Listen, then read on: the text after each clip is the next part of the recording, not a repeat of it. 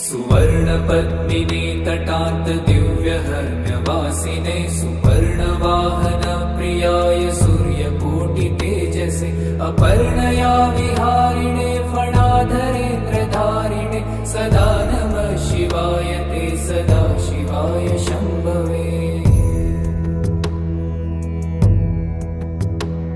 सतुङ्गभङ्गजह्नुजा सुधांशुखण्डमौलये पतङ्गपङ्कजासुहृत्कृपीठयोनिचक्षुषे भुजङ्गराजमण्डलाय पुण्यशालिबन्धवे सदा नमः शिवाय ते सदा शिवाय शम्भवे। चतुर्मुखाननारविन्दवेदगीतभूतये चतुर्भुजानुजा शरीरशोभमानमूर्तये चतुर्विधार्थदानशौण्ड